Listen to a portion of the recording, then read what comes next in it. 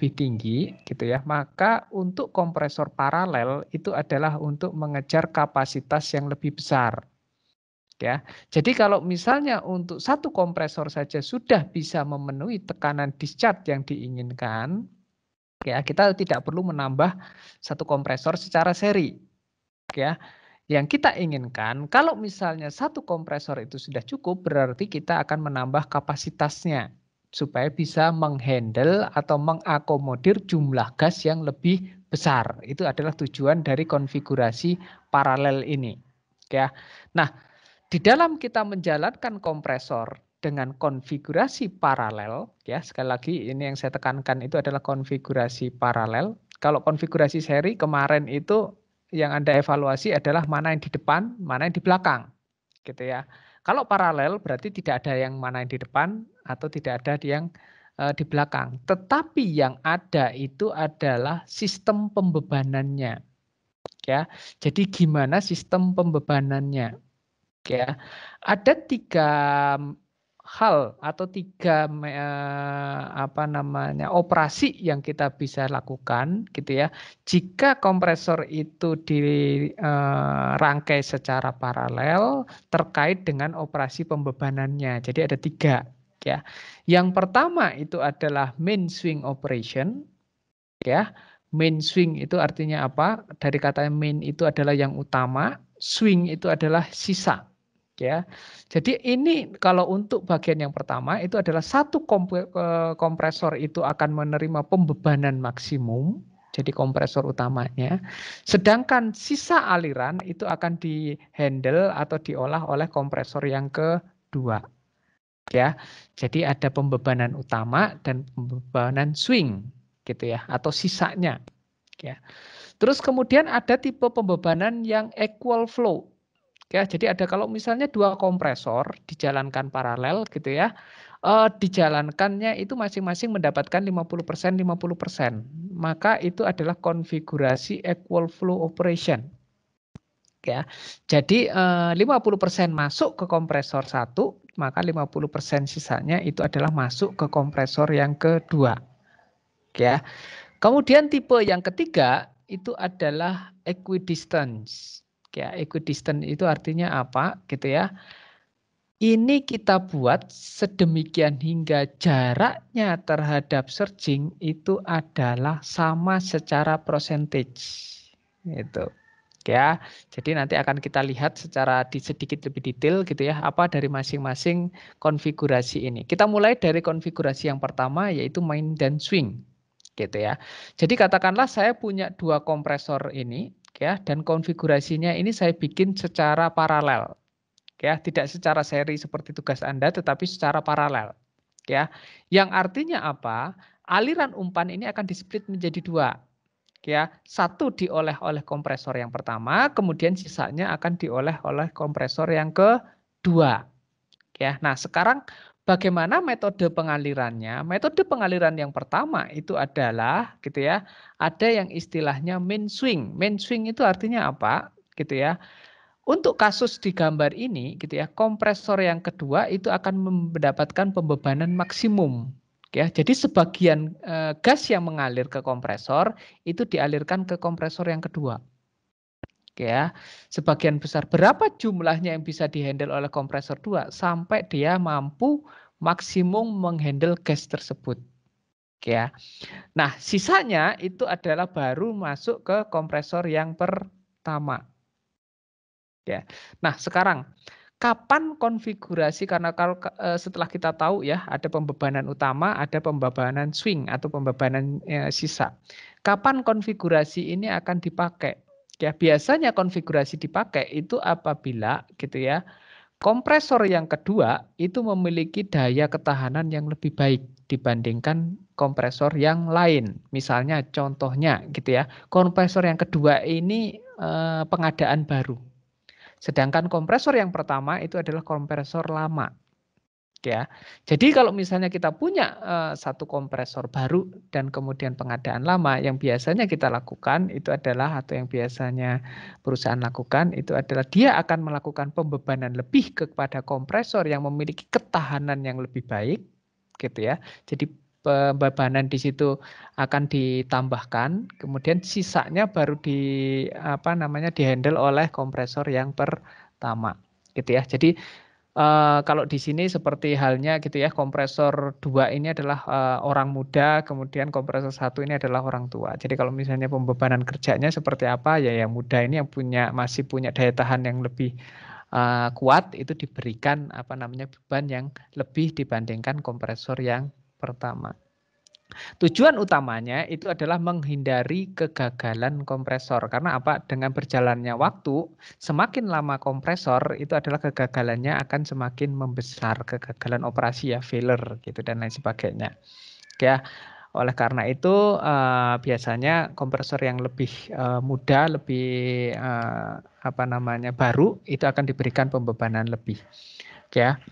Nah, ada evaluasi terkait dengan positif dan negatifnya terkait dengan pembebanan ini, ya. Katakanlah kalau misalnya saya punya pembebanannya itu adalah di titik awalnya kalau dibagi secara sempurna itu di warna yang hijau ini, ya. Kalau misalnya dibagi sempurna 50%, 50% posisinya dibagi yang hijau ini, ya, di warna yang hijau ini. Tapi kalau kita jalankan dengan menggunakan konsep main dan swing gitu ya, atau base swing gitu ya, berarti artinya gitu ya, untuk kompresor yang kedua, kompresor yang menjadi base-nya atau yang main-nya ini berarti kita atur sedemikian hingga pembebanannya itu laju alir yang dihandle itu lebih besar, jadi geser ke sebelah kanan. Ya, jadi titiknya bergeser dari titik hijau menuju ke titik merah. Ya. Karena apa? Ini kita geber, kita operasikan pada daya tahan maksimumnya dia. Ya. Nah, sedangkan untuk swing gitu ya, karena sebagian sudah diambil oleh yang di base kompresor gitu ya atau main kompresornya, maka dia akan bergeser ke kiri. Tidak lagi 50% 50%, tetapi yang terjadi itu adalah dia akan memberikan laju alir yang masuk ke dia akan lebih rendah. Ya. Nah, kalau misalnya lebih rendah dan itu menyentuh dari garis searching dia, gitu ya, garis searching yang di sini, nah itu akan menjadi masalah. Ya.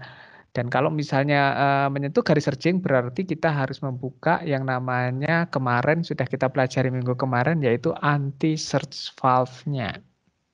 Ya. Jadi anti search-nya valve-nya kita buka sedemikian hingga nanti kita bisa beroperasi di jalur yang aman gitu ya atau titik operasi yang aman ya. Jadi ada kelebihan, ada juga kekurangannya dari sistem main swing ini. Kemudian kita lihat sistem yang kedua yaitu equal flow. Equal flow artinya apa? Ini untuk laju gasnya itu kita pecah menjadi dua, sama jumlahnya, identik 50% ke atas, 50% pergi ke bawah. Ya, 50% dihandle oleh kompresor 1 dan 50% dihandle oleh kompresor yang kedua. Kapan ini dipakai? Kalau kompresor kita identik, gitu ya.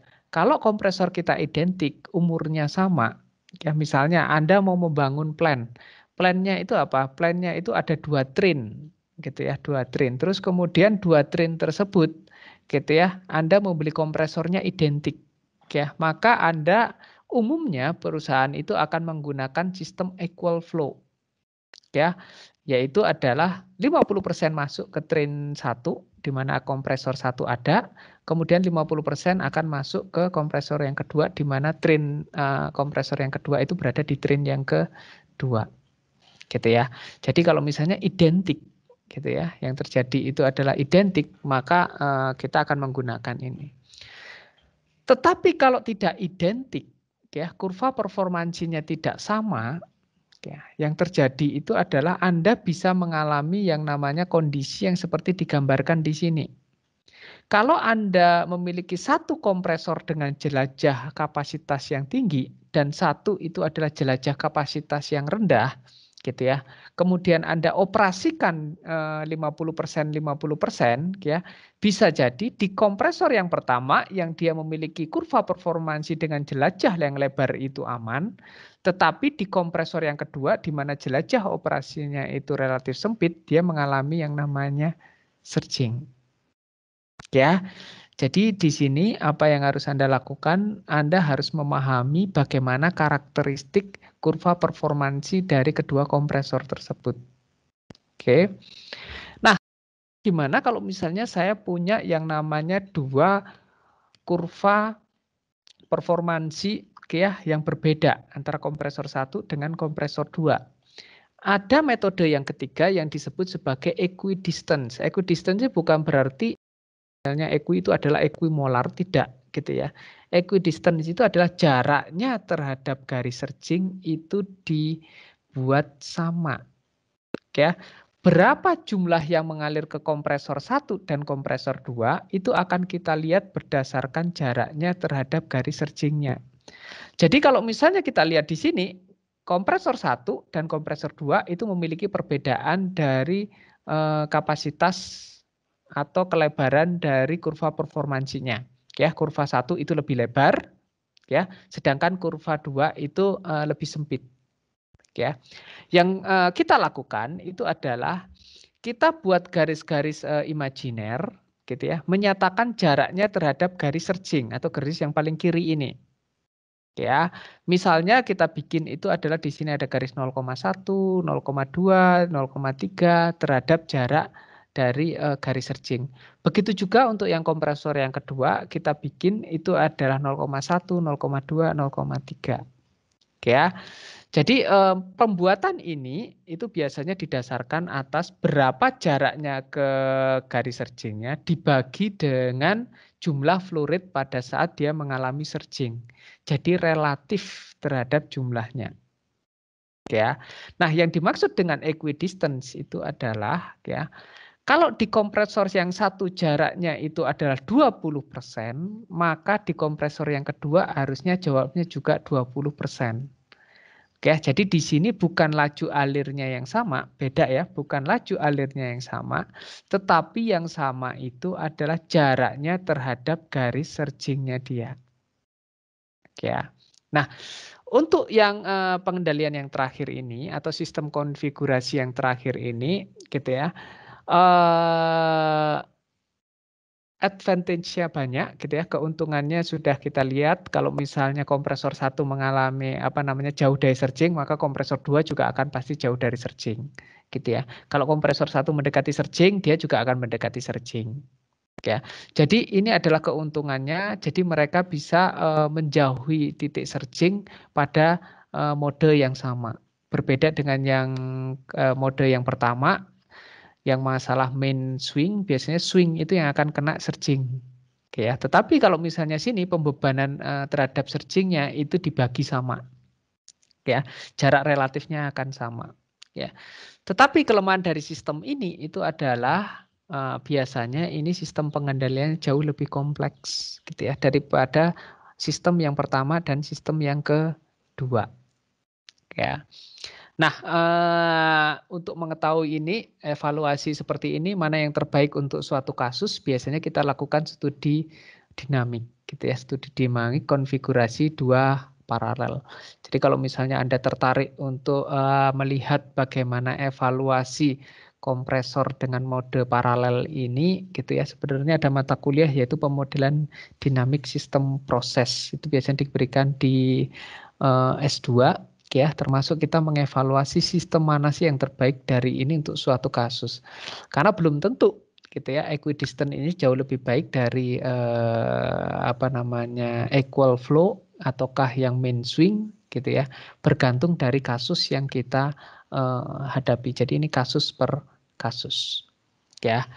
Tapi secara konsep tadi apa yang disampaikan itu adalah bahwa ada mekanisme kalau misalnya kita menjalankan kompresor secara paralel gitu ya. Itu yang harus kita tentukan gitu ya, mana mode yang akan kita gunakan nantinya kalau kita ada di lapangan gitu ya.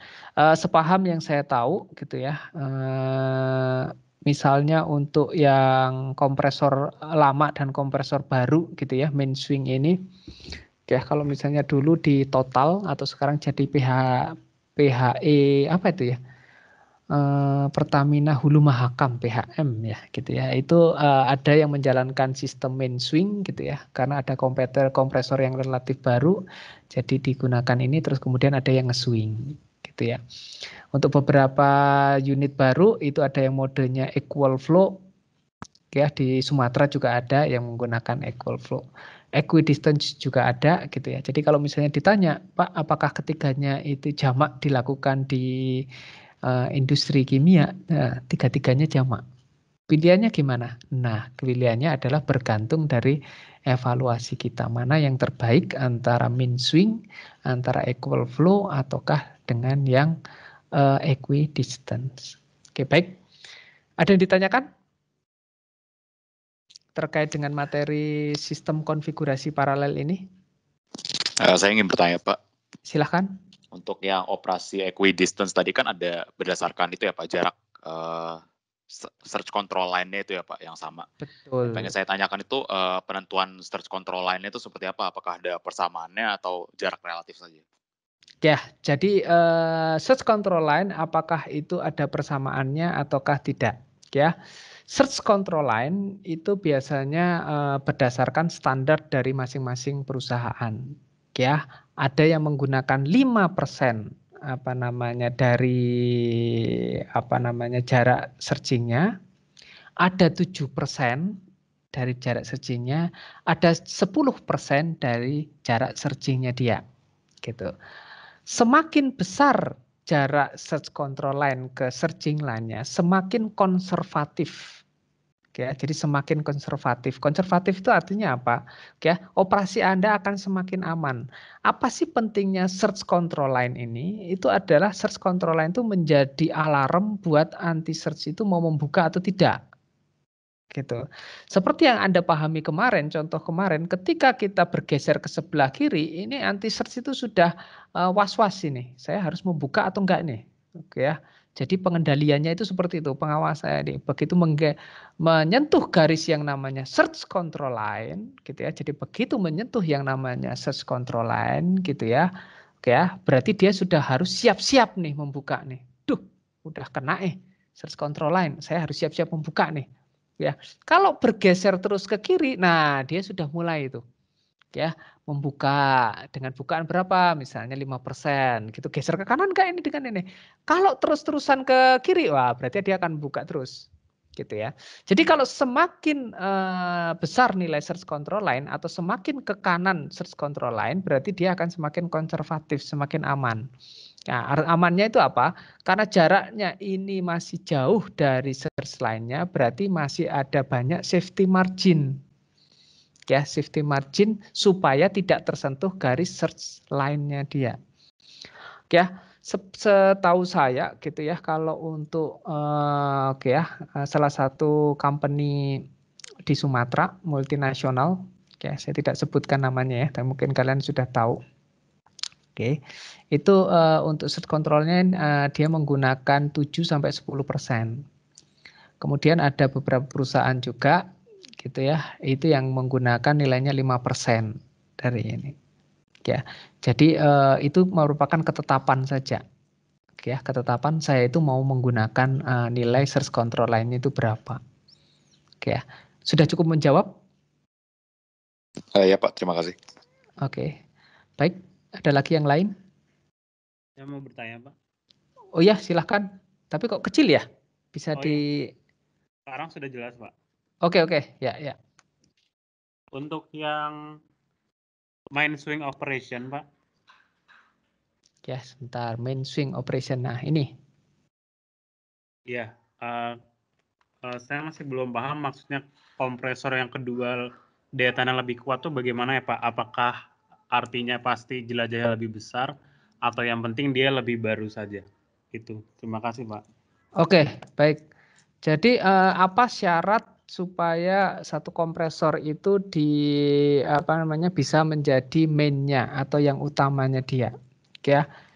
Yang pasti itu adalah ketahanannya dia harus lebih baik. Jadi misalnya begini ya.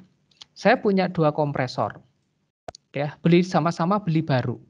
Gitu. Terus kemudian setelah dioperasikan, ternyata satu kompresor ini cenderung untuk kegagalannya itu lebih tinggi. Ya, kita kan nggak tahu ya yang namanya rotating equipment itu seperti apa dalamnya dan lain sebagainya itu. Jadi satu kompresor itu memiliki kecenderungannya failure-nya itu lebih tinggi. Gitu. Satu kompresor lagi lebih tahan. Gitu ya. Padahal itu adalah pabrikan yang sama. Ya, pabrikan yang sama. Nah, pertanyaannya sekarang adalah apakah kita akan menjalankan dengan mode 50% 50% kalau misalnya kita tahu bahwa ada satu kompresor yang lebih cenderung untuk mengalami kegagalan dibandingkan kompresor yang lain. Ya, seperti halnya Anda punya pompa gitu ya. Pompa di rumah itu ada satu yang sering gagal gitu ya, sering mati gitu ya. Terus kemudian satu lagi itu sering tidak pernah gagal lah atau tidak pernah mati gitu. Mana yang Anda andalkan? Ya tentu saja Anda mengandalkan yang kedua. Ya. Jadi sama dengan kasusnya di kompresor ini, kalau kita tahu ada satu kompresor yang daya tahannya lebih baik gitu ya, maka yang kita lakukan itu adalah kita akan memberikan pembebanan lebih kepada kompresor yang daya tahannya lebih baik itu dibandingkan kompresor yang sering mengalami kegagalan ini. Ya. Nah, apa bedanya kalau misalnya kita memberikan pembebanan sama dengan pembebanan yang berbeda kepada kompresor yang memiliki failure yang tinggi? Contohnya misalnya, kompresor Anda yang punya ketahanan lebih itu Anda lajukan alirkan sekitar 75%. Sedangkan sisanya 25% itu menuju ke kompresor 1. Ya. Kalau gagal, berarti praktis sebenarnya masih ada 75% yang Anda alirkan. Oke ya, baik ke pabrik Anda ataukah ke konsumen Anda. Coba bayangkan kalau misalnya Anda masukkan 50% ke kompresor 1 dan ke 50% kompresor 2 dan kompresor yang tadi sering mengalami kegagalan itu mati. Berarti yang terjadi itu adalah aliran Anda sekarang tinggal separuhnya. Nah, sekarang Anda tinggal pilih. Ya, Anda mau menggunakan sistem tadi yang 75-25 ataukah 50-50? Ya. Nah, saya gitu ya sebenarnya tidak ingin kedua-duanya. Tetapi kalau diharuskan memilih gitu ya karena faktanya bahwa ada satu komputer yang sering mengalami kegagalan, yang saya lakukan saya pilih adalah mengalirkan 75% ke kompresor yang punya daya tahan yang lebih tinggi ya dibandingkan mengalirkan ke kompresor yang lebih daya tahannya itu adalah lebih rendah. Ya. Jadi sekarang gitu ya, bagaimana menentukan daya tahan yang lebih tinggi dan daya tahan lebih rendah. Ya, di setiap kompresor kalau misalnya Anda di pabrik itu ada data yang terkait dengan RAM, reliability, ability, and maintainability. Gitu ya. Nah, RAM itu akan menentukan berapa kali sih dia failure. Gitu ya. Selama prosesnya apa sih penyebab failure-nya? Gitu ya. Jadi RAM analisis itu nanti akan menentukan mana kompresor yang lebih.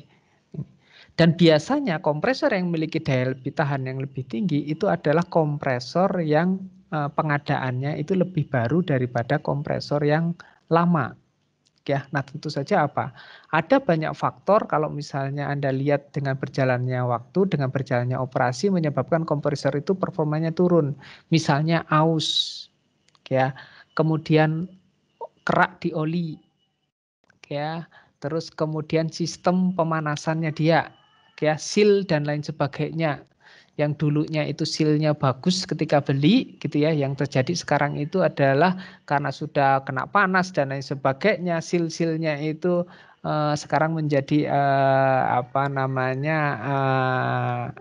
longgar gitu ya, sehingga ada kebocoran dan lain sebagainya.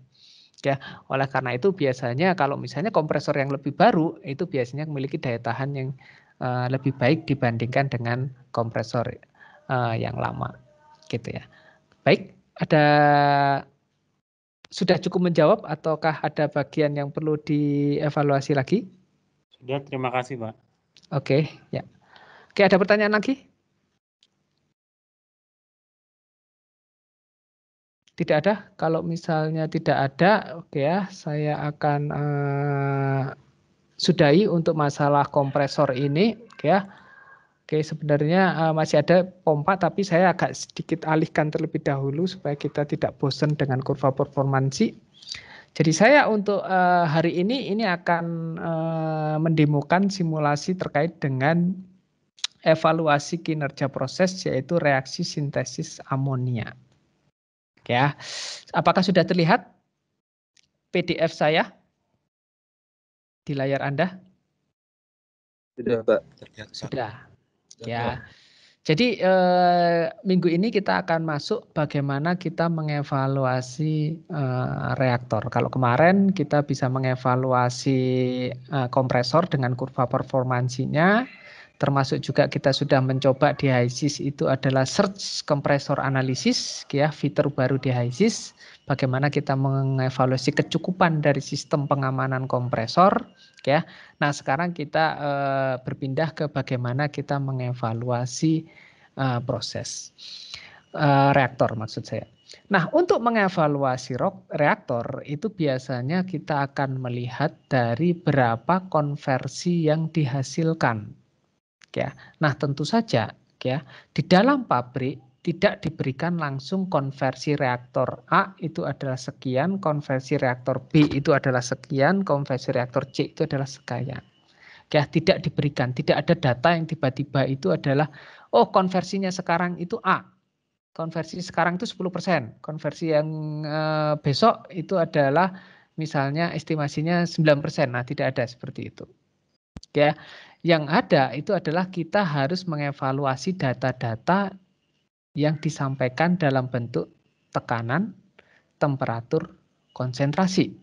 Ya, dari basis data itulah kita akan mengevaluasi berapa kinerja dari reaktor ini. Ya, jadi saya langsung masuk. Ya, ini adalah kasus yang pernah kita alami atau kita dapatkan dari PT Pupuk Sriwijaya. Ya, jadi reaksi pembentukan amonia itu adalah suatu reaksi keseimbangan yang bersifat esotermik.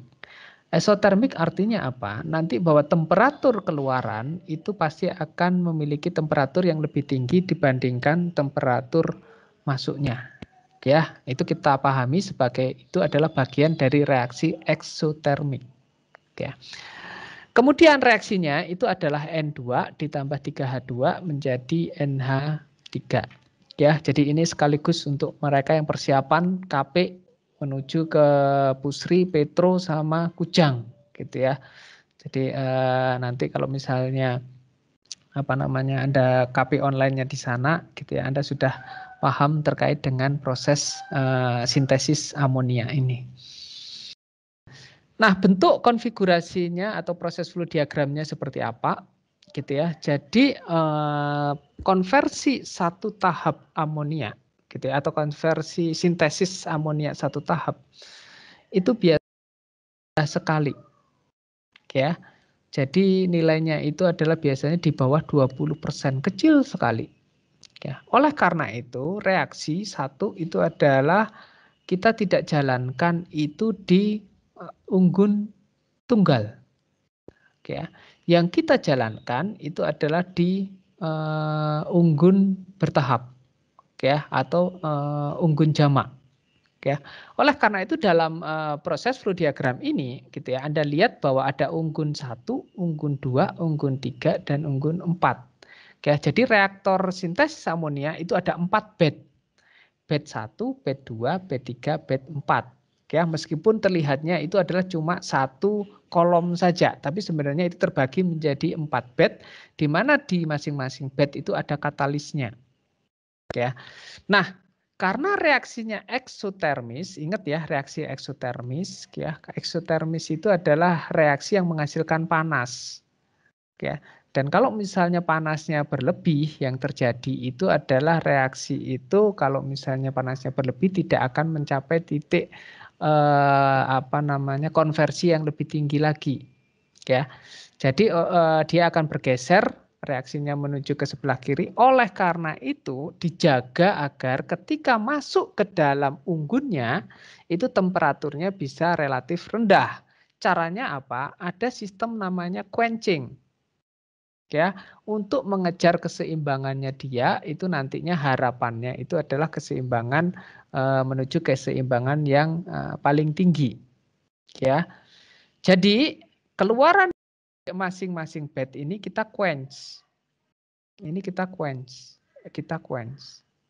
Pak, kenapa tidak diturunkan sampai serendah-rendahnya gitu ya, supaya dapat nanti itu keseimbangannya itu yang setinggi-tingginya, ya. Nah, itu tidak bisa. Karena apa? Gitu ya. Untuk membuat reaksi kita juga butuh konversi dari reaktan. Nah, konversi di reaktan itu akan semakin tinggi kalau temperaturnya juga semakin tinggi. Jadi ini ada dua hal yang sedikit bertolak belakang, gitu ya. Jadi konversi itu membutuhkan temperatur, tetapi keseimbangan ini kalau bisa itu dibikin rendah-rendahnya. Oleh karena itu tekniknya itu adalah dibikin quenching ini. Jadi kalau temperaturnya udah panas, kita dinginkan dengan aliran yang gas umpannya yang masih relatif dingin, ya.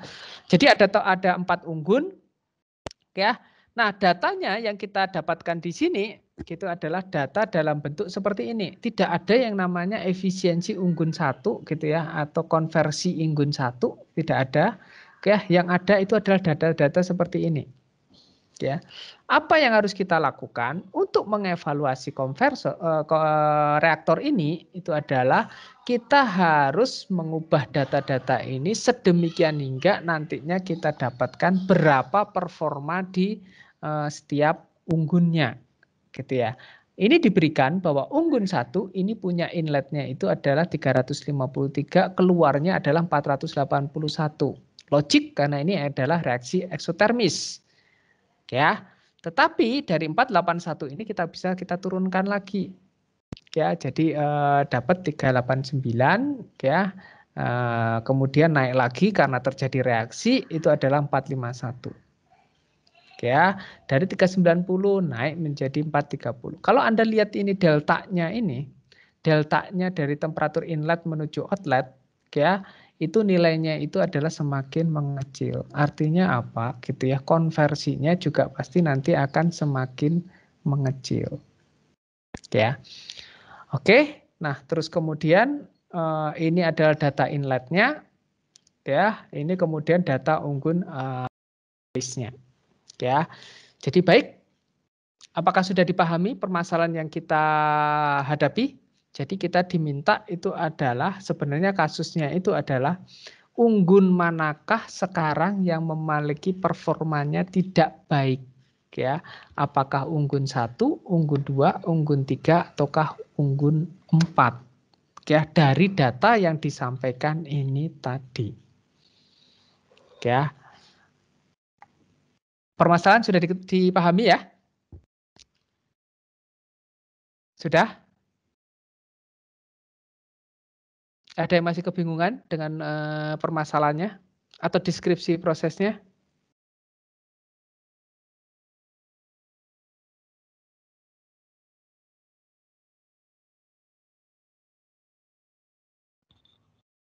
Pak, maaf ingin bertanya.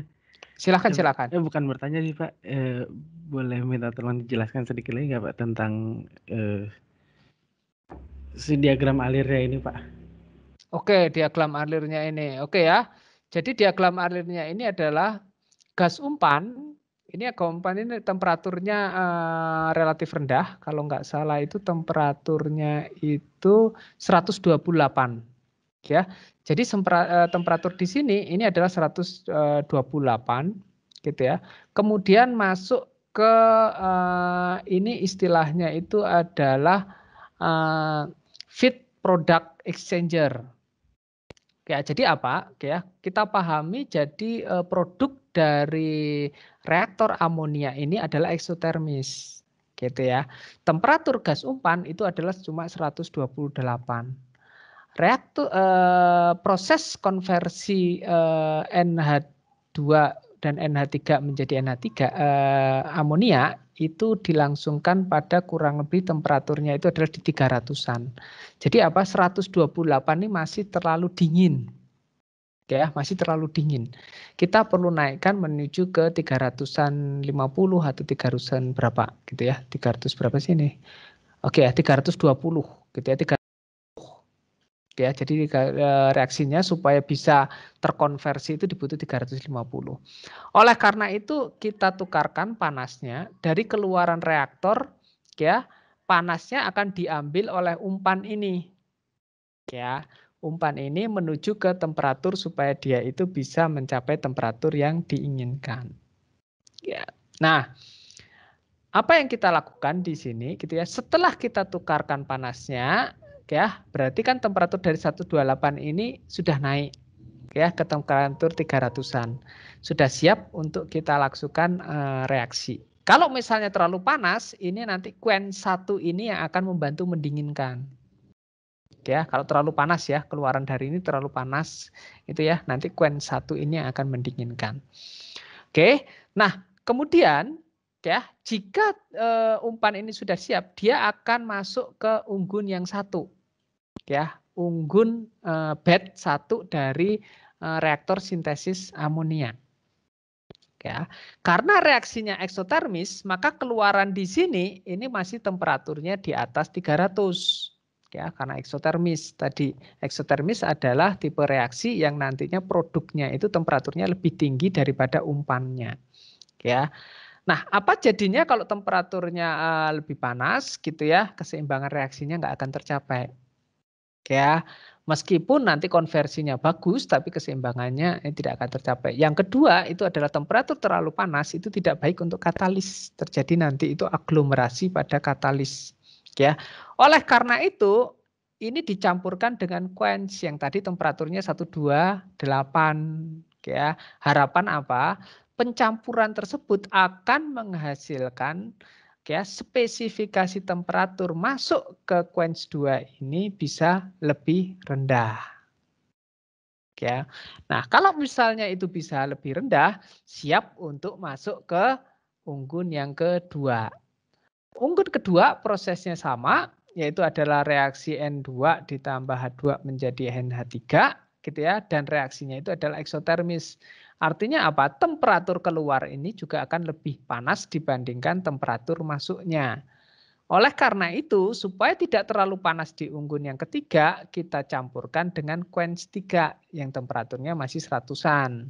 Ya, dapatlah temperatur di unggun 3 masuk itu adalah temperatur masih di 300-an lagi. Ya. Nah, kemudian keluarannya lagi ya, keluaran di sini. Oke, ini kita pertukar kita gabungkan lagi dengan quench supaya temperaturnya tidak terlalu tinggi masuk ke unggun yang keempat gitu ya. Unggun keempat reaksinya masih ada, berarti temperatur di sini juga tinggi nih. Ya. Nah, temperatur yang tinggi ini kita gunakan untuk memanaskan sebagian gas umpan supaya nanti itu temperaturnya tidak terlalu rendah ketika masuk ke unggun yang pertama. Ya, jadi itulah bagaimana operasi di reaktor sintesis amonia. Ya, cara menjaga temperatur masuk ke tiap bednya, ya, bagaimana untuk mengatur quenching-nya. Oke. Udah dipahami? Sudah Pak, terima kasih. Oke. Ada lagi? Oke, nah jadi permasalahan kita itu adalah dengan distribusi temperatur yang ada ini, ya pada saat operasi ini, kemudian kita ditanya, Pak, ini unggun mana yang bermasalah ya Pak ya? Kok konversi saya dikit banget atau produk amonia saya dikit banget gitu. Nah, unggun 1 kah, unggun 2 kah, unggun 3 kah, atau unggun 4 kah? Gitu ya. Kalau Anda tanya, ya lihat aja Pak konversi dari masing-masing unggun. Nah, datanya dari mana Pak? Oh, nggak ada data konversi di sini. Gitu ya. Yang ada itu adalah temperatur inlet, temperatur outlet dari masing-masing unggun. Ya, jadi tidak disampaikan berapa selektivitas, berapa ini. Nah, kita harus mengkonversi data ini sedemikian hingga nantinya itu kita dapatkan data berapa konversi dari masing unggun 1, 2, 3, dan 4. Gitu ya. Oke, baik. Kalau misalnya tidak ada pertanyaan lagi, ya, saya akan langsung masuk ke HISIS-nya. Oke. Saya akan bikinkan, ini kebetulan file starter saya cari-cari nggak ada. Jadi saya bikin dari yang baru saja. Ya, jadi saya bikin new case. Ya, jadi akan saya bikin kasus yang baru. Saya mulai dari komponen list, kemudian saya add apa komponen yang akan saya tambahkan. Ya, ini ada di tabel yang kedua. Ya, jadi komposisi inletnya itu adalah ini. Ya, jadi yang akan saya lakukan itu adalah saya coba kecilkan dulu.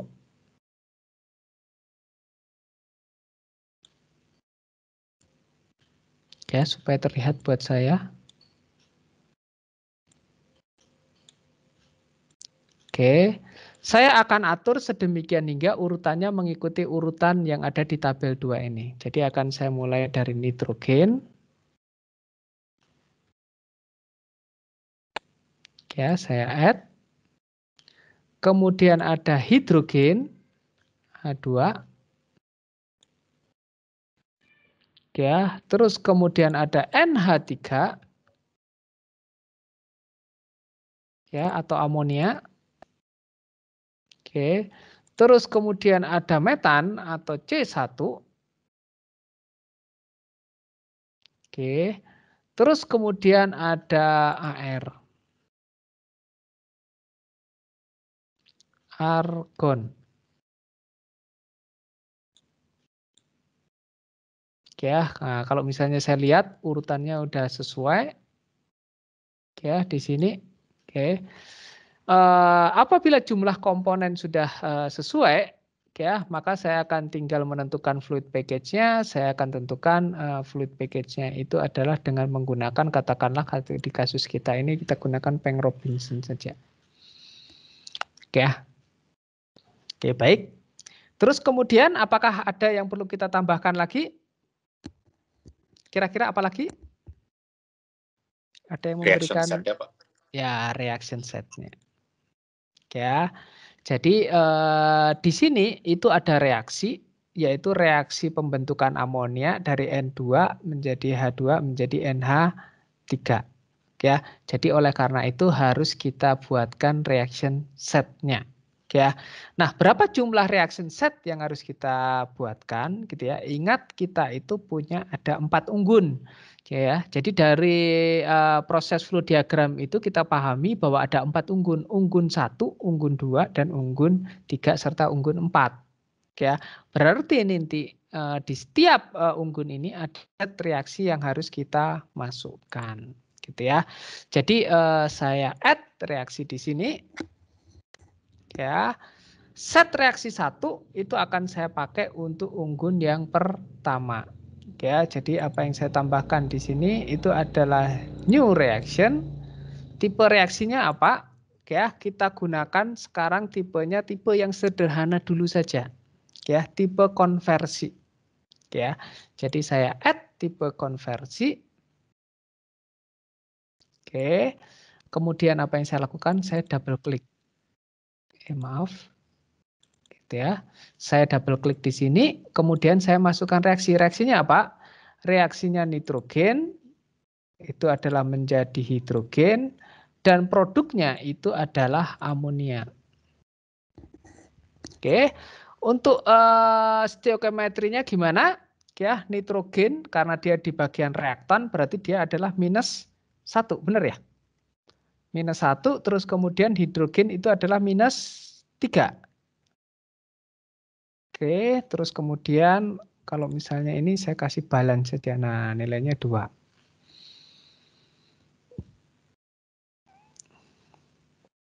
Oke, baik. Oke. Kalau misalnya sudah, apa yang saya lakukan gitu ya, saya akan menentukan tebakan awal. Jadi ini tebakan awal aja, nanti akan kita adjust ya.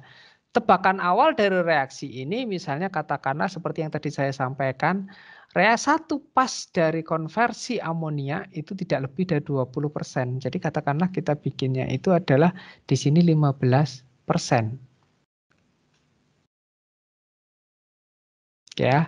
Oke, reaksi set 1 sudah siap. Dengan konversi itu adalah 15%. Oke, baik.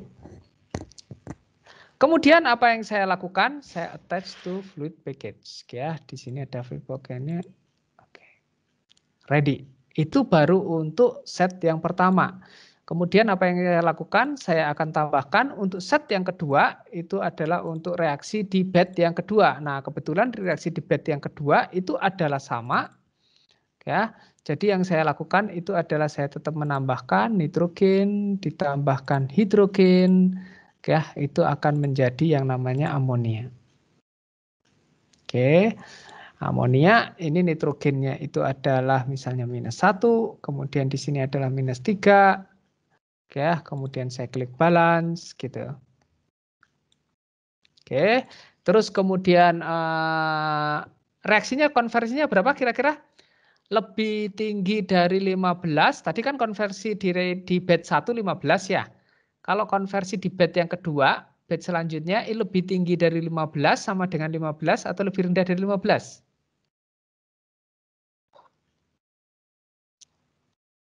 Pilih yang mana Anda?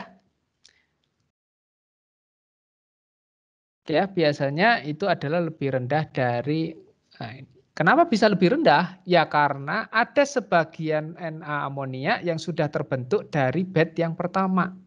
Ya, ingat tadi disampaikan bahwa reaksi pembentukan amonia itu adalah reaksi kesetimbangan. Ya, karena kesetimbangan berarti sudah ada produk yang dihasilkan oleh bed yang pertama masuk ke bed yang kedua. Ya, dengan adanya amonia tadi gitu ya, maka akan sedikit menggeser keseimbangannya ke sebelah kiri sehingga konversinya nanti akan sedikit lebih rendah dibandingkan dengan konversi di unggun yang pertama. Ya, maka dari itu saya tuliskan di sini konversinya itu adalah 10. Gitu ya. Yang tadi itu dikonversi di reaksi yang pertama itu adalah 15. Oke. Saya attach ke fluid package-nya gitu ya, set di fluid package ya. Kemudian saya tambahkan satu lagi ya untuk reaksinya yaitu tetap di reaksi konversi.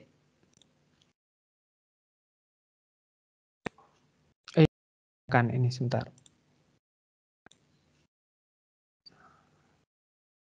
Oke, saya tambahkan di sini reaksinya juga sama, nitrogen ditambah dengan hidrogen itu akan menjadikan amonia. Ya, nitrogen di sini nilainya itu adalah -1, kemudian hidrogen itu adalah -3. Jadi ini stoichiometri reaksi biasa ya. Oke. Terus kemudian saya bikin reaksi di sini konversinya itu adalah sebesar 7%. Jadi semakin lama akan semakin sedikit konversinya. Oke. Kemudian saya akan klik tambahkan di dalam fluid package-nya supaya bisa nanti digunakan. Oke ya, saya tambah setnya sebentar. Add reaction set. Oke ya, set yang keempat, tipenya konversi masih. Oke, terus kemudian saya double klik di sini, nitrogen, hidrogen. Oke ya, terus kemudian di sini jadi amonia. Oke, ini adalah -1, kemudian -3, dan ini adalah sudah saya klik balance-nya. Ya, nah untuk konversi di reaktor ini, ya ini adalah tadi 7, jadi sekarang itu adalah 5. Ya, jadi semakin lama itu semakin kecil nilainya. Oke, jika misalnya sudah siap, kita tinggal klik. Ya, jadi saya sudah punya 4 set reaksi untuk 4 bed, jadi saya sudah siap. Ya, nah kemudian apa yang akan saya lakukan? Saya akan masuk ke dalam simulasinya. Ya, untuk membuat model PFD-nya akan saya ikuti saja grafik yang ada, bukan grafik ya, gambar yang ada di sebelah kiri saya ini. Ya, saya akan memulai dari penentuan aliran 1. Aliran 1 saya akan mulai dari komposisinya. Nah, komposisinya akan saya lihat di tabel yang kedua di bagian inlet. Ya, jadi persen molnya untuk nitrogen itu adalah 218. Ya. Terus kemudian H2-nya itu adalah 6539. Ya. Terus amoniaknya itu adalah 0172. Ya, terus kemudian CH4-nya itu adalah 0728. Oke, terus kemudian sisanya itu air, AR adalah 0,382. Ya, jadi kalau misalnya kita lihat di sini, oke lah lebih satu dikit lah. Oke, nggak ada masalah. Oke, jadi totalnya itu adalah 1. Kemudian kondisinya saya akan ikuti kondisi yang ada di sini. Jadi temperatur inletnya, oke ya, ini ada temperatur inlet converter itu adalah di 128. Jadi saya masukkan di sini temperaturnya itu adalah 128 derajat Celcius. Oke. Terus kemudian untuk tekanannya, ini ada tekanan masuk konverter, ya, itu adalah di 140,6 kilogram, ya, 142,6 kilogram. Ya, miriplah dengan yang bar. Oke. Terus kemudian untuk laju alirnya, ya, laju alirnya, nah ini dia, laju sirkulasi loopnya itu adalah sebesar berapa? 20, oh ini sudah sama nih, 25.435 ya kilomol per jam. Ya. Begitu komposisi sudah teridentifikasi, variabel intensifnya juga, ekstensifnya juga, maka kita akan mendapati bahwa stream ini sudah terdefinisi dengan baik, gitu ya. Jadi ini adalah aliran umpan. Oke, nah saya kembali lagi ke sini, ya. Jadi di sini apa yang saya lakukan? Umpan ini kita split menjadi 2. Jadi kita tambahkan di sini ada yang namanya itu adalah splitter. Oke, splitter ini saya tambahkan. Ya, ini masuknya itu keluarnya itu adalah aliran nomor 1. Ya, terus kemudian itu ada aliran nomor 2 misalnya. Oke.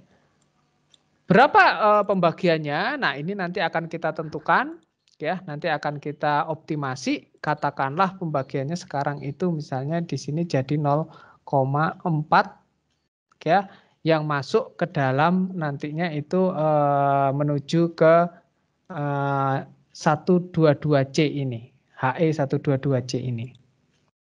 Ya, sedangkan 2 ini akan menjadi aliran quench. Ya. Nah, dari aliran 1 terus kita akan masukkan ke aliran 122 ini yang notabene itu adalah berupa heater. Ya, jadi heater memanaskan aliran umpan ini, ya, dari aliran 1, ya, menuju ke aliran misalnya di sini adalah aliran 3. Energinya itu adalah misalnya E122C. Ya, jadi ini saya ganti aja menjadi 122C. Ya, ditanyakan anon delta P, ini kelihatannya datanya sudah ada gitu ya. Jadi kalau misalnya kita lihat di sini tekanan keluar konverter, tekanan masuknya ini adalah, sedangkan keluarnya di sini adalah 140,4. Ya, jadi sekitar 2,2 kilo. Ya, jadi kita masukkan aja di sini 2,2 kilo. Sebentar. Kilo. Ya, begitu kita masukkan 2,2 kilo, ditulisnya itu adalah anon. Ya, tidak apa-apa. Ya, nah ini ada data di sini bahwa keluar dari konverter, ya, temperaturnya itu adalah mencapai berapa di sini? Sekitar inletnya 35. Ini keluar konverter yang di luar sana ya. Ya. Jadi ini katakanlah 355 jadi misalnya 370. Nanti kita optimasi ini nilai temperatur ini. Ya, kita masukkan aja, kita tebak aja nilainya. Oke ya. Nah, kalau merujuk kepada PFD ini, apa yang kita dapatkan di sini gitu ya. Jadi ini sebelum masuk unggun 1 kita quench dahulu. Oke ya. Jadi apa yang kita lakukan? Kita pasang splitter di sini. Ya. Oke, aliran masuknya itu adalah 2. Kemudian di sini aliran outletnya itu adalah quench 1. Ini kalau nggak salah quench 1. Oke ya. Terus kemudian ini kita katakanlah aliran 4. Ya, berapa porsi yang menuju ke quench 1? Oke, kita set aja di sini misalnya 0,4. Oke, 0,4. Apa yang kita lakukan? Dari quench 1 ini kita gabungkan dari keluaran dari 122C ini. Oke, jadi di sini kita butuh yang namanya mixer. Oke, kita butuhkan yang namanya mixer. Kemudian aliran 3 kita campurkan dengan aliran quench 1. Ya, jadi quench 1.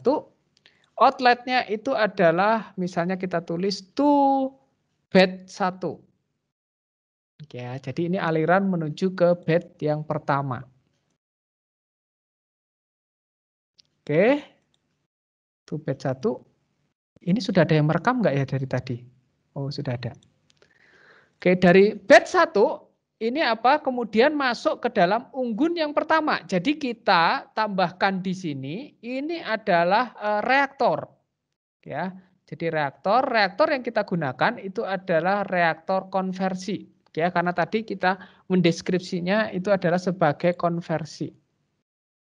Ya, jadi jangan dideskripsikan sebagai equilibrium. Nanti equilibrium sebenarnya juga bisa, nggak ada masalah gitu ya. Tetapi Anda menghitung ulang berapa nanti konversinya dengan menggunakan Excel gitu ya. Kalau misalnya sekarang nanti akan terdefinisi berapa nilai konversinya dari kita mengadjust nilai-nilai sedemikian hingga masuk ke dalam parameter temperatur, ininya sesuai. Oke ya, nanti terhitung berapa konversinya.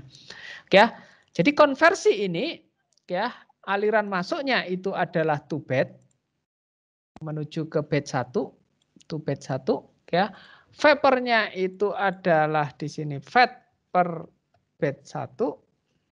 Ya, terus kemudian ini adalah liquid bed 1.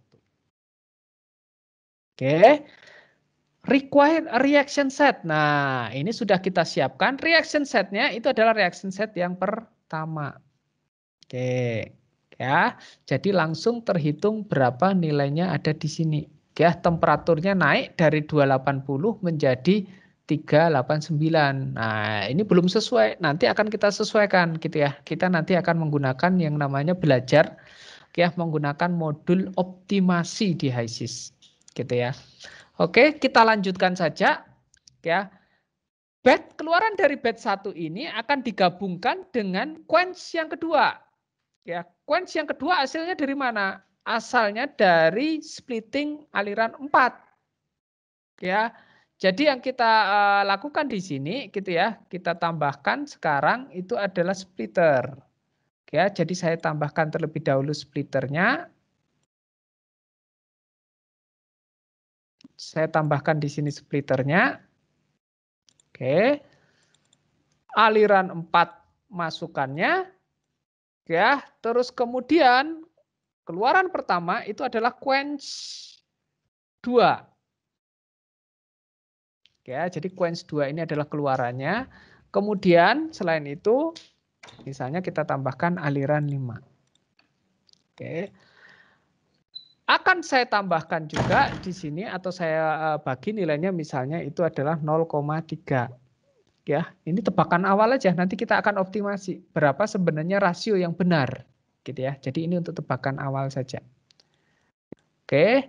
Nah, apa yang saya lakukan? Saya akan gabungkan quench 2 ini dengan keluaran dari vapor bed 1. Ya, jadi di sini saya membutuhkan yang namanya mixer. Mixer ini itu akan menggabungkan aliran vapor bed 1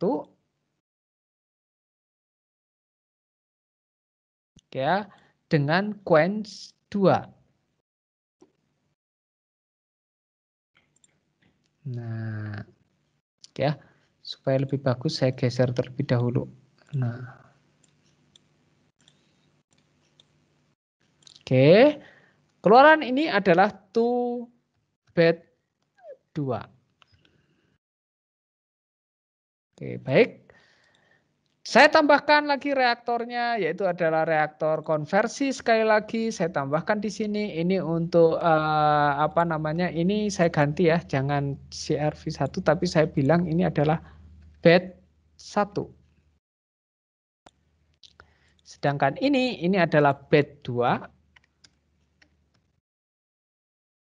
Oke. Di mana bed 2 ini adalah aliran masuknya itu adalah 2 bed 2. Terus kemudian keluarannya itu adalah vapor bed 2. Oke ya. Bagian bottomnya itu adalah leak bed. Sebentar, ada yang salah nih. Bed 2. Oke ya, ini adalah feed vap bed 2. Oke. Nah, kemudian dia bilang bahwa membutuhkan reaction set. Nah, ini jangan ketukar lagi, jangan reaction set yang satu yang Anda pilih. Oke ya. Untuk bed yang kedua, gunakan set yang kedua.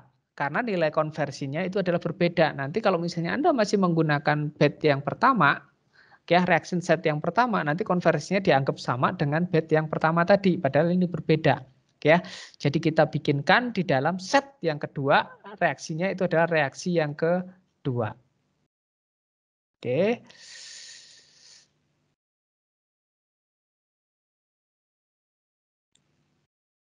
Baik. Nah, kemudian keluaran dari unggun yang kedua ini masih dicampur dengan quench 3. Jadi yang kita lakukan itu adalah kembali lagi kita tambahkan splitter di sini. Ya. Jadi splitter itu adalah masukannya itu adalah 5. Ini menjadi quench 3. Ya, terus kemudian tambahan itu adalah misalnya 6. Oke ya, berapa nilai ininya kita set aja 0,3. Oke, 0,3 ini akan kita gabungkan dengan keluaran dari bed yang kedua.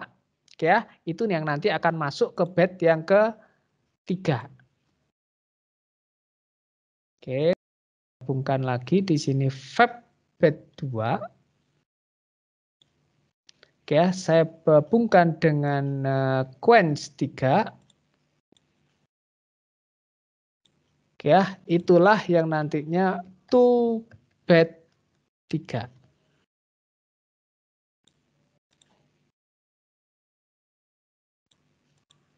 Oke. 2 bed 3 ini akan nanti masuk ke reaktor yang ketiga. Oke, saya tambahkan di sini reaktor yang ketiga, yaitu adalah 2 bed 3. Oke. Produk atasnya itu adalah vap bed 3. Kemudian ini adalah leak bed 4. Oke, kembali lagi ditanyakan required reaction set. Ya, Anda masukkan reaction set yang ketiga. Oke, begitu ini sudah terdefinisikan. Oke ya. Oh, ini bukan aliran 6 ya. Kita bilang itu adalah alirannya quench 4.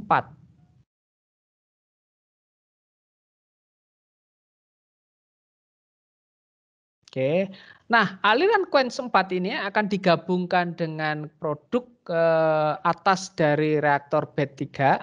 Oke ya.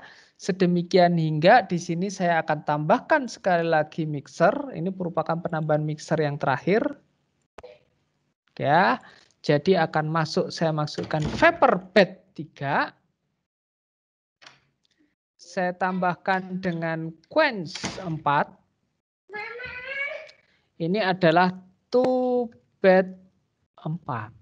Nah, dia. Jadi ini keluaran di sini, ini akan masuk ke bed yang keempat. Kemudian di sini ada, saya tambahkan juga reaktor konversinya. Ya, sedemikian hingga nanti to bed 4 ini keluarannya itu adalah vapor bed 4.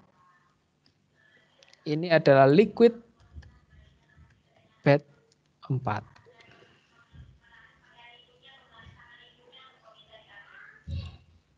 Oh, sebentar. Liquid bed. Oh, sorry, maaf. Ini liquid bed 3 nih.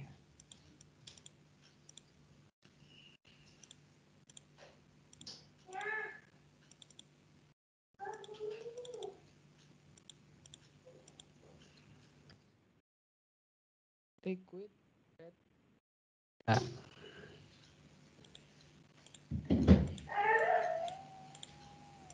Oke, nah sekarang ini bisa liquid bed 4. Oke, nah sekarang ditanyakan lagi required reaction set. Jadi kita pastikan di sini reaction setnya adalah reaction 4. Oke, nah kemudian apa yang kita lakukan di sini? Ya, vapor bed 4 ini akan masuk ke 122C. Ya, yang intinya adalah kita akan mendinginkan vapor keluaran dari bed 4 ini yang panasnya akan digunakan untuk menaikkan temperatur dari 1 menjadi 3, aliran 1 menjadi aliran 3. Jadi intinya di sini ini adalah keluaran dari bed 4 vapor ini akan kita dinginkan. Jadi kita tambahkan di situ adalah cooler. Ya, kita tambahkan cooler. Cooler masuknya dari mana? Dari vapor bed 4. Ya, menjadi yang namanya produk. Ya, energinya dapat dari mana? Energinya itu adalah QEC1. Ya. Berapa pressure drop-nya? Oke ya, kita set aja di sini pressure drop-nya itu adalah di kisaran mungkin adalah 0,5 bar. Oke, akhirnya selesai sudah rangkaian dari sistem yang kita bangun untuk HISIS-nya. Oke, sebentar saya flip dulu biar tidak membingungkan. Nah, ini jadi fit, ini jadi produk. Oke. Oke, ada yang ditanyakan terlebih dahulu sebelum kita lanjut? Ada pertanyaan?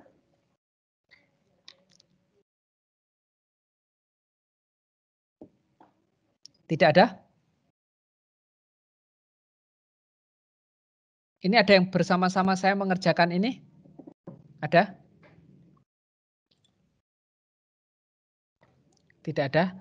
Oke, baik. Kalau misalnya ini saya akan lanjutkan lagi. Nah, apa yang sebenarnya kita tadi masukkan itu banyak sebenarnya parameter yang butuh kita lakukan justifikasi. Gitu ya, justifikasinya itu apa? Gitu ya. Ini misalnya temperatur keluaran di sini apakah sudah sesuai tidak dengan data keluaran dari unggun yang ada di sini.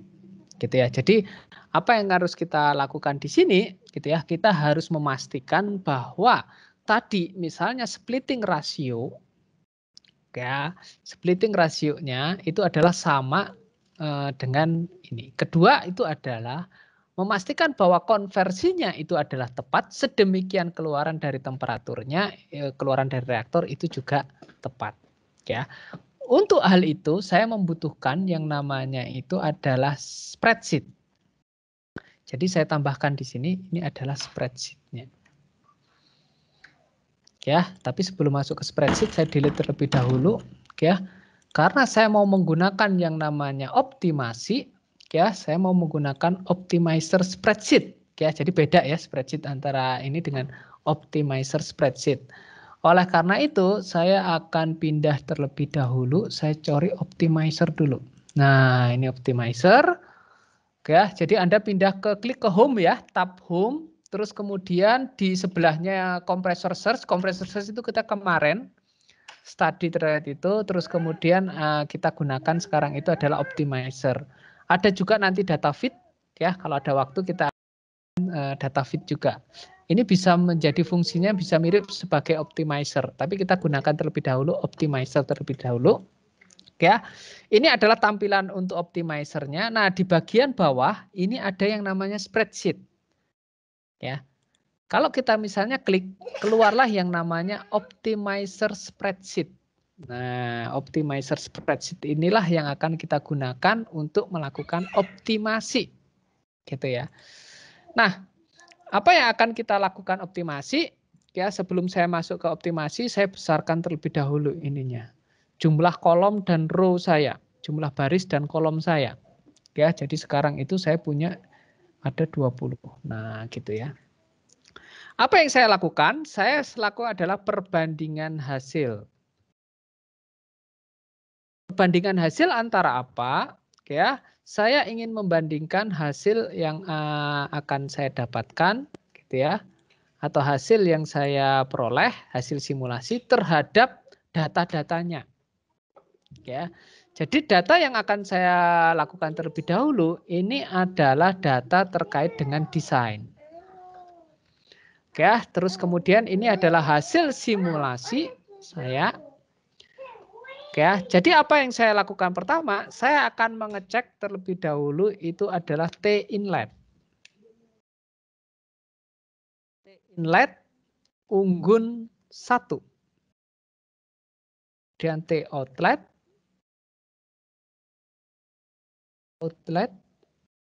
unggun 1. Ya.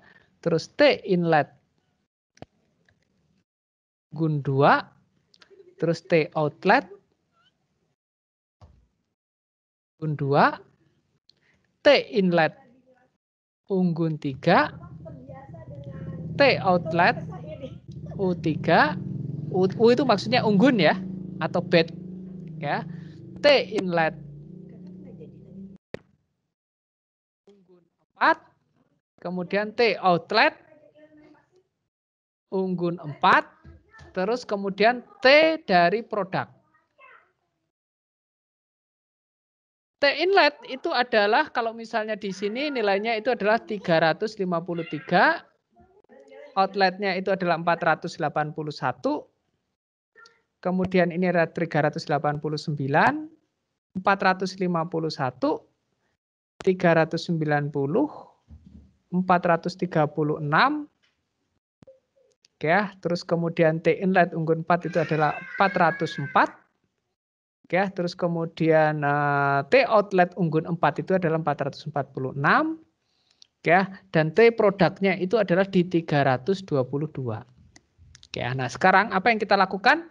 Kita lihat dari hasil simulasi kita. Ya, kita ambil data-data yang akan kita dapatkan dari hasil simulasi kita. Ya. Saya mulai dari inlet unggun 1, berarti saya ambil dari stream to bed 1 ini. Ya, jadi apa yang saya lakukan? Saya tinggal copy. Ya, jadi sebenarnya ini temperaturnya agak sedikit berbeda. Nanti yang akan kita optimasi.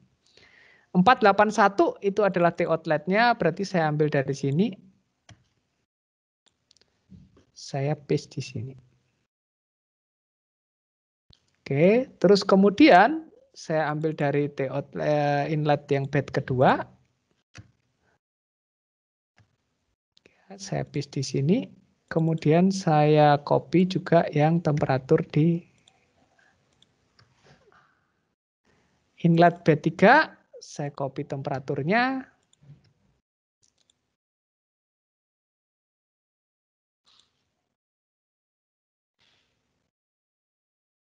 Oke. Kemudian apa yang saya lakukan? Untuk yang bed 4 juga sama. Saya copy inletnya. Ya, terus kemudian saya copy juga outletnya. Ya, nah kemudian produknya itu adalah saya copy juga.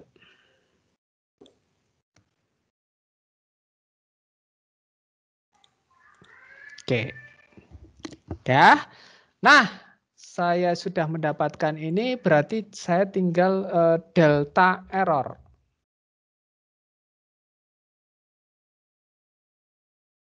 Oke ya. Delta errornya akan saya buat itu adalah merupakan pengurangan dari ini. Oke ya. Jadi sebentar, saya butuh function help. Kalau di sini absolute itu gimana sih cara masukinnya? Absolute. Add ABS. Oh ya. Add ABS. Ya, B3 dikurangi dengan C3. Ya, oke ya. Di sini juga add ABS. Oke ya. B4 dikurangi dengan C4. Oke, ini benar. Kalau saya copy itu bisa nggak nih? Benar ya, B5, C5. Oh, ternyata bisa di copy. B5 dikurangi dengan C5. Oh iya. Oh iya, kalau gitu saya copy aja.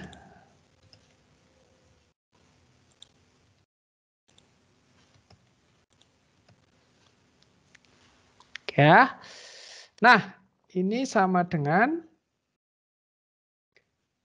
D3 ditambah dengan D4 ditambah dengan D5 ditambah dengan D6 ditambah dengan D7 ditambah dengan D8 sampai berapa itu? D11. Ditambah dengan D9 ditambah dengan D10 ditambah dengan D11. Oke ya, inilah yang loh, kenapa? Oh, mungkin bisa pakai sum aja Pak, bisa ada functionnya juga. Ya? Ya. Oke ya, coba kita lihat functionnya. Sum, add sum. Oh iya. Kenapa kamu tidak memberikan tahu saya gitu ya? Ya, kita coba sum ya. Add sum berarti berapa? D3.2 D11.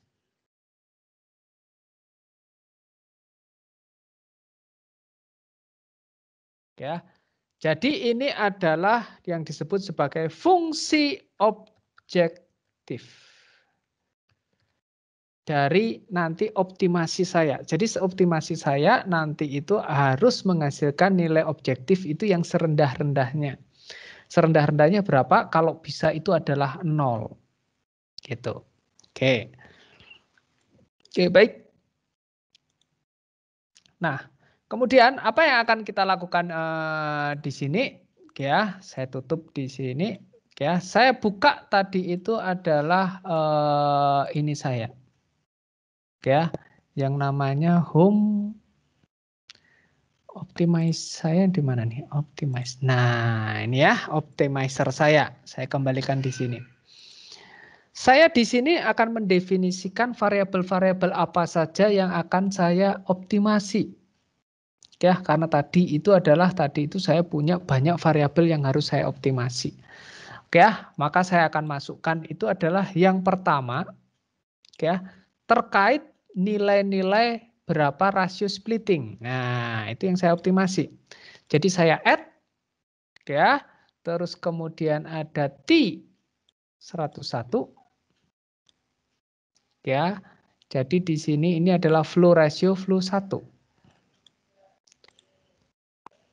Nah, inilah yang disebut kalau Anda mengingat-ingat ya, tadi kuliah di tingkat 2 ada numerik, itu ada fungsi objektif. Kalau optimasi itu harus ada fungsi objektif, proses variabel, ada juga constraint. Nah, inilah proses variabel. Jadi nilai apa yang harus kita bisa ubah-ubah sedemikian hingga nanti fungsi objektifnya itu maksimum ataukah minimum. Gitu ya. Jadi tadi flow ratio di T100 saya ngawur, nilainya 0,4. Nah, sekarang ini akan saya ubah-ubah sedemikian hingga nanti temperaturnya itu akan memiliki temperatur yang mirip dengan temperatur yang ada di desain gitu. Ya, jadi apa yang saya lakukan? Ini saya akan ubah-ubah. Oke, jadi ini sudah saya masukkan. Saya add lagi ini untuk T101. Nah, T101 jaga flow ratio juga, yaitu flow ratio 1. Ya, nilainya juga tadi ngawur gitu ya. Ini sebagai tebakan awal saya kayak. Kemudian yang kedua itu adalah T berapa? Nah, T-nya itu adalah 101, 102 flow ratio. Ya, terus kemudian ya T yang ketiga itu adalah T yang ini. Oke, saya juga oke. Ya, tadi kan ngawur-ngawur semua gitu ya. Nah, sekarang kita selain rasio T tadi ya, yang ada lagi yang ngawur yaitu tadi adalah konversi di masing-masing bed. Gitu ya kan tadi kita masukin itu ada 15, 10, kemudian 7, 5, itu kan nilainya ngawur semua. Jadi kita masukkan juga di sini itu adalah nilai dari konversi dari masing-masing bed. Ya, sebentar ini biar seragam. Ya, saya ubah dulu ininya jadi bed 3. Bed 3. Oke, ini juga biar seragam. Saya lupa tadi ngasih namanya. Ini adalah bed 4. Oke, jadi ada bed 1, 2, 3, dan 4. Gitu ya. Oke, jadi akan saya add-kan di sini. Ya, ini adalah bed 1. Ya, persen conversion. Select. Oh, sebentar. Ini kenapa tidak bisa diganti? Berarti bukan di sini.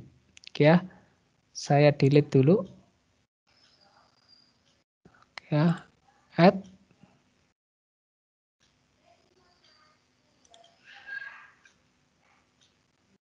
Spec conversion. Select. Nah, bisa diganti. Oke ya. Pokoknya kalau warnanya biru itu bisa diganti. Kalau warnanya hitam itu berarti tidak bisa diganti. Ya, kita cari untuk yang proses variabel itu adalah yang bisa diganti. Ya. Jadi bed 1 itu nilainya itu saya tadi tebakan awal 15 gitu ya. Tebakan awal 15 ngaco karena itu hasilnya itu adalah objektifnya bedanya itu adalah 317 derajat Celcius. Ya, jadi tinggi sekali perbedaannya, nggak sesuai. Oleh karena itu saya sekarang melakukan adjustment terkait dengan berapa nilai yang harusnya sesuai. Bed 2 ya, spec conversion. Oke. 10%, saya tambahkan juga bed 3 ya. Persen spec conversion sama. Kemudian saya tambahkan juga bed 4 ya, itu adalah persen spec conversion. Nah. Oke, jadi saya sudah punya di sini nilainya itu ada 15, 10, 7 dan oke, berarti proses variabel kita gitu ya atau proses yang nantinya kita bisa ubah-ubah sudah kita definisikan di sini. Ada lagi yang tadi saya ngawur? Ya, tidak ada ya. Ya, semua yang tadi saya awur-awur itu sudah saya masukkan sebagai bagian yang nanti akan saya optimasi. Oke, baik. Nah, kemudian saya akan masuk ke function. Functionnya ini itu adalah fungsi objektif. Ya, di sel berapa nih fungsi objektif kita? Yaitu ada di sel D12. Jadi kita turunkan itu adalah cari saja di sini di sel D12. Ya, nah pertanyaannya, ini minimize atau maximize? Oke, minimize, pilih minimize atau maximize? Minimize, Pak. Karena delta error, maka nilainya itu harus minimum, harus sekecil-kecilnya. Artinya apa? Nilai desain kita dengan nilai simulasi kita itu akan mirip. Ya, sebentar, ini ada tamu di rumah. Berapa? Oh, ya. Makasih, Pak. Ya, makasih Pak ya.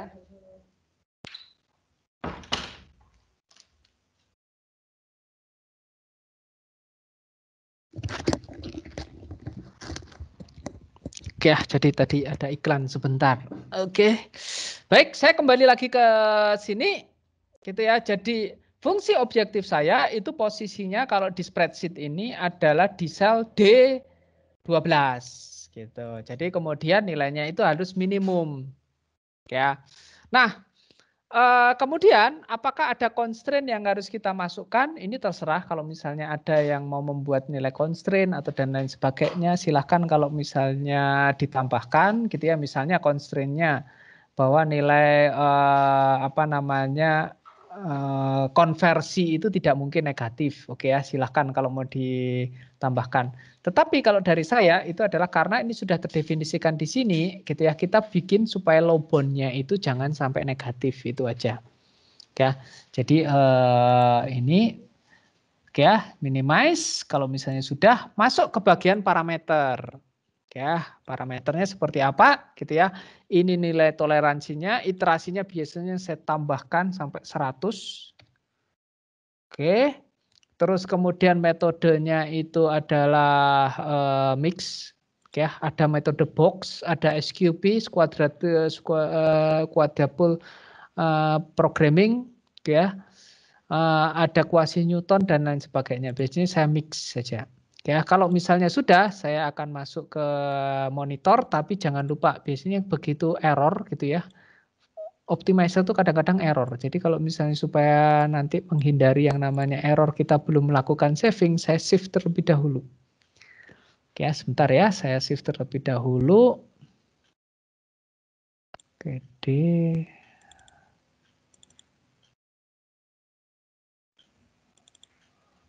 Oke, 20 ini adalah sintesis sin amonia.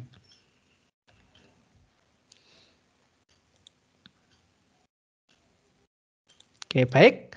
Kalau misalnya sudah, saya akan klik start, terus kemudian saya akan perhatikan di sini delta errornya, bahwa nilai delta error itu harus mendekati nilai 0, gitu ya. Jadi saya klik start. Jadi saya akan membiarkan HiSys untuk menghitung, turun dari 300, tadi 300 ya. Nah, 78, sekarang 67, ya sekarang 65, ya pelan-pelan. Oke, enggak apa-apa. 56, ya kita lihat 55. Oke, nah oke ya, ini ada keterangan maximum function evaluation exceeded. Oke ya, loh tapi FOBJ-nya masih 55 Pak.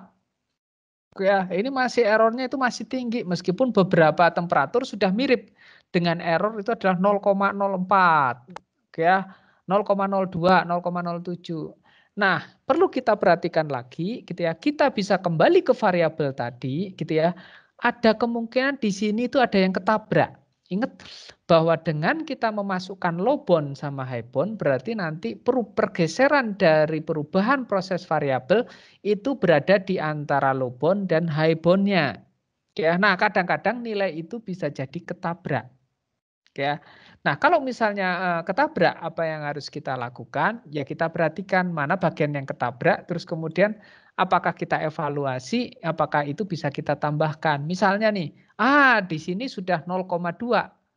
Ya, padahal di T101 kalau misalnya kita perhatikan low bound-nya itu adalah 0,2. Nah, ini dia mungkin gitu ya. Karena flow rasio kan bisa 10% juga bisa, Mas Yan. Saya turunkan deket aja misalnya 0,1. Ya. Apakah yang lain ketabrak juga? Di sini ini masih aman. Ini masih aman. Terus kemudian bagian yang di sebelah sini, ini sudah hampir ketabrak. Ya, kita bikin dia itu agak sedikit lebih tinggi, misalnya jadi 0,7. Ya, jadi kita ini potensi yang ketabrak-tabrak tadi berapa? Ini dari 7,5 20 masih aman. Ini dari 8 ke ini juga masih aman, 3,5 ke 4 ini coba hampir pasti ini gitu ya. Ini bed ketiga kenapa lebih tinggi daripada ini? Tapi tidak apa-apa, kita coba start lagi.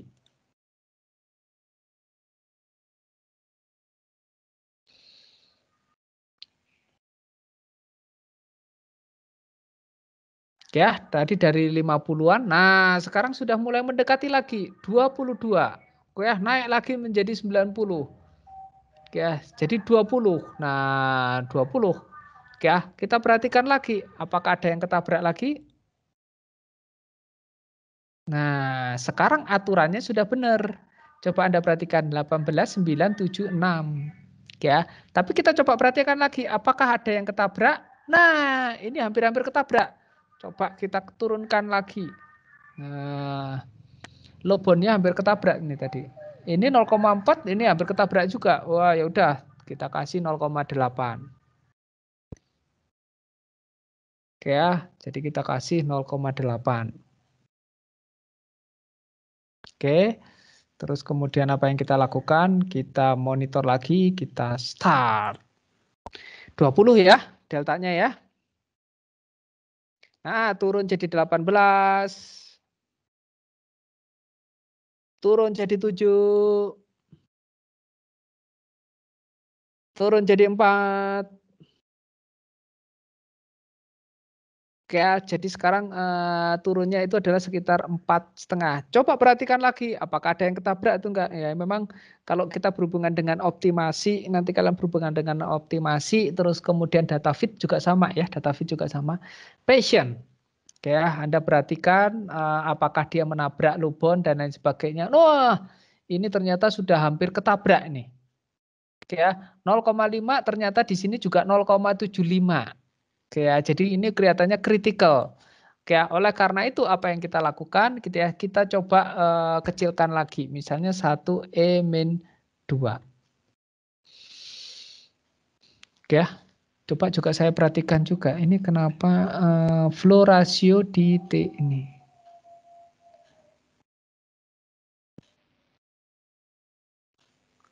Oke, sebenarnya oke. Nggak ada masalah. Oke ya, jadi kalau misalnya sudah, saya akan start lagi.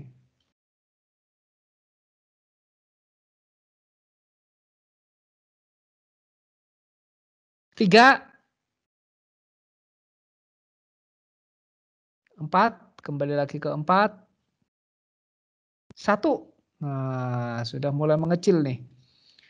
Bisa nggak target saya 0, ya, ada yang ketabrak? Tidak ada, 0,4, 0,6, oke, dan lain sebagainya. Saya coba start lagi.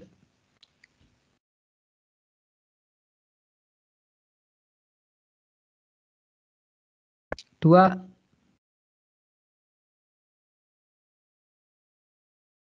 1.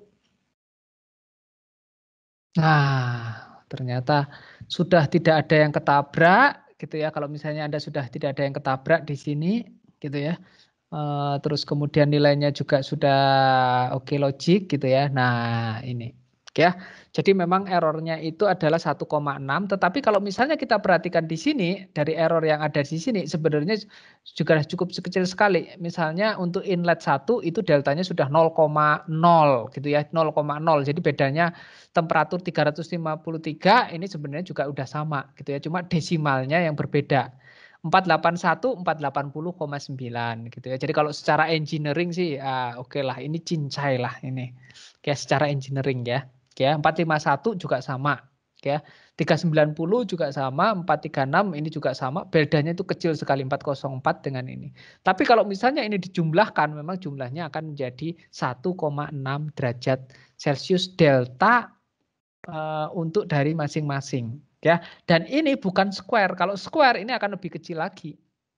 Ya, jadi kalau misalnya Anda delta ini Anda kuadratkan, ini pasti 10 pangkat minus 4, jadi pasti lebih kecil. Jadi kita tidak menggunakan square, tidak menggunakan sum square error, gitu ya. Kita coba menggunakan sum dari absolute errornya saja. Jadi 1,6 sudah dirasa itu sudah relatif kecil. Nah, apa yang bisa kita tarik dari simulasi ini, gitu ya? Yang bisa kita tarik dari simulasi ini adalah bahwa dengan kita sudah menyelaraskan hasil antara desain dan simulasi, ya, dari sini kita akan mendapatkan berapa sih sebenarnya split ratio yang sesungguhnya. Ya, tadi kan kita ngawur-ngawur 0,4, 0,4, 0,3, 0,4 dengan itu kan ngawur itu. Nah, inilah split ratio yang sebenarnya digunakan pada saat desain. Itu yang pertama. Yang kedua, yang lebih penting lagi itu adalah berapa konversi di masing-masing bed. Ya. Nah, ini bisa kita lakukan dengan setelah kita melakukan fine tuning optimasi dengan meminimkan error antara simulasi dan desain, kita dapatkan bahwa secara desain, ini secara desain ya, secara desain konversi di bed 1 itu adalah sebenarnya 17,5%. Konversi di bed 1. Ya. Konversi di bed 2 itu adalah 9,6%. Kemudian konversi di bed 3 itu adalah 7,46% dan konversi di bed 4 itu adalah sebesar 6,96%. Ya. Nah, ya, kita sudah dapatkan itu, yaitu nilai konversi untuk setiap bed. Ya. Nah, apa yang Anda lakukan sekarang, ya? Ya, itu baru satu tahap dari rangkaian nanti apa yang akan Anda lakukan. Tahap berikutnya itu adalah, coba Anda perhatikan, ya ini, ya Anda baru mengevaluasi yang ini, ya. Yang selanjutnya Anda harus lakukan itu adalah, ya ubah nilai temperatur yang ada di spreadsheet Anda, yang ada di spreadsheet ini, dengan data yaitu adalah data operasi. Ya, tentu saja Anda harus mengubah laju alirnya juga 273,32, kemudian converter in-nya juga 144 temperaturnya ya. Ya, Anda harus mengubah ini gitu ya, sedemikian hingga nantinya hasil Anda melakukan optimasi itu persen konversi di tiap bednya berapa? Gitu. Ya, konversi di tiap bednya berapa? Perbedaan itulah yang kita bisa definisikan sebagai nantinya itu permasalahan yang bed yang akan kita sampaikan kepada pemilik pabrik. Misalnya nih, hasil Anda mengoptimasi untuk operasi ini, data operasi ini, Anda menghasilkan nanti konversinya misalnya itu adalah 18. Terus di sini jadi 6. Terus jadi 7. Terus jadi 6 lagi. Nah, Anda bisa menyampaikan, ya, menyampaikan kepada pemilik pabrik bahwa bed yang bermasalah itu adalah bed 2. Karena apa? Hasil optimasi fine tuning saya terhadap data operasi menunjukkan bahwa bed 2 itu mengalami penurunan konversi dari yang seharusnya desainnya 9,6%, sekarang konversinya hanya 6%. Gitu. Ya, dipahami ini? Ya, Halo? Pak. Paham ya? Paham ya? Tidak mudah, maaf, tidak susah lah untuk memahami hal ini ya. Jadi apa namanya? Dari evaluasi ini nanti akan kita lihat nih berapa konversi yang Anda dapatkan dari hasil simulasi ini ketika Anda melakukan fine tuning untuk yang di bagian operasi ini. Ya, ketika operasi fine tuning ini berapa hasil dari konversi yang Anda dapatkan. Gitu ya. Nah, itu adalah bagian kita mengevaluasi ya bed mana yang paling bermasalah ketika operasi dijalankan ya. Seperti halnya kalau misalnya Anda mengevaluasi pabrik harian, Anda juga bisa menggunakan misalnya di sini desainnya Anda gantikan menjadi data harian pabrik. Oke ya, data harian Anda masukkan di sini, nanti akan terhitung berapa konversinya. Apakah konversinya masih sesuai dengan nilai konversi yang ada di dalam apa namanya desain ataukah tidak, gitu ya. Oke, baik. Ada pertanyaan terkait dengan evaluasi ini? Oke ya. Jadi untuk bagian tuning evaluasi ini saya serahkan kepada Anda untuk latihan, gitu ya. nanti hasilnya akan kita bahas di minggu depan. Ya, jadi Anda bisa latihan menggunakan HISIS Anda, gitu ya. Nanti file ini juga akan saya kirimkan ke WA Group. Ya, nah nanti Anda bisa mengubah-ubah atau kalau misalnya Anda mau bikin sendiri silahkan, gitu ya. Terus kemudian coba untuk Anda melakukan fine tuning sendiri, gitu ya. Secara mandiri ganti data desain dengan ganti data harian, ya, atau data yang tadi, ya, data operasi. Jelas? Ada pertanyaan? Pak, saya izin bertanya, Pak. Ya, silahkan. Kalau data yang perform test itu buat apa ya? Jadi gini, ya. Data desain, ada data performance test, ada data operasi. Ya, jadi desain itu adalah kalau misalnya kita mendapatkan dari vendor. Ya, jadi vendor itu akan memberikan datanya seperti ini. Ya. Nah, bagaimana untuk data performance test, gitu ya. Nah, data performance test itu adalah kalau Anda sudah membangun pabriknya, terus kemudian Anda mencoba ya pertama kalinya, gitu ya, performan terkait dengan penggunaan katalis tersebut atau penggunaan reaktor tersebut, keluarlah data yang disebut sebagai data performance test. Ya, data performance test itu. Nah, data performance test ya, ini harusnya tidak jauh berbeda dengan data desain. Karena apa? Ya, data performance test itu biasanya digunakan, gitu ya, untuk melihat bahwa performansi dari reaktor saya itu sudah sesuai dengan yang dijanjikan. Ya, ini kan yang dijanjikan. Ya, desain itu adalah yang dijanjikan. Dan performance test itu adalah yang kita uji cobakan. Ya, jadi kan Anda nggak mungkin menerima reaktor ini berdasarkan janji-janji doang. Anda harus perlu coba juga kan. Nah, percobaan pada saat commissioning pabrik itu disebut sebagai data performance test. Gitu ya. Jadi Anda mencoba di situ, oh iya benar nih seperti yang dijanjikan. Itu ya, data untuk ini konversinya sekian, data untuk ini konversinya sekian, dan ke data untuk unggun yang kesini konversinya sekian. Gitu. Nah, data performance test ya pada dasarnya digunakan sebagai kontraktor untuk dia itu menyerahkan hasilnya kepada pemilik pabrik. Ini sudah saya coba, gitu ya, dan hasilnya ini sudah sesuai atau datanya ini belum sesuai, gitu ya. Itu yang akan disampaikan. Tapi biasanya pabrik itu bisa diserahkan dari kontraktor menuju ke owner, artinya pekerjaan sudah selesai apabila data performance test ini sudah diterima atau sudah sama dengan yang namanya desain. Mungkin tidak tepat sama, gitu ya, tapi plus minus, gitu ya. Ya syukurlah kalau misalnya data performance test ini lebih tinggi dari data desain. Ya, tetapi biasanya itu ada beberapa yang lebih tinggi, terus kemudian ada beberapa yang lebih rendah, gitu ya. Jadi kalau misalnya demikian kondisinya, gitu ya. Nah, ini bergantung dari kesepakatan dari masing-masing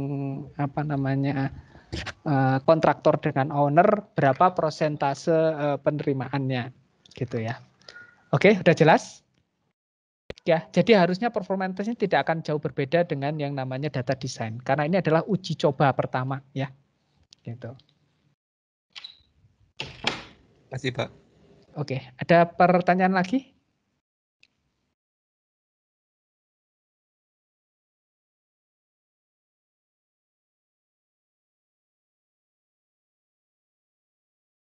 Tidak ada? Oke, baik, kalau misalnya tidak ada, gitu ya, mungkin kita bisa sudahi pertemuan kali ini. Ya, terima kasih atas perhatiannya dan kita ketemu di minggu depan. Ya, selamat menjalankan aktivitas lanjutan.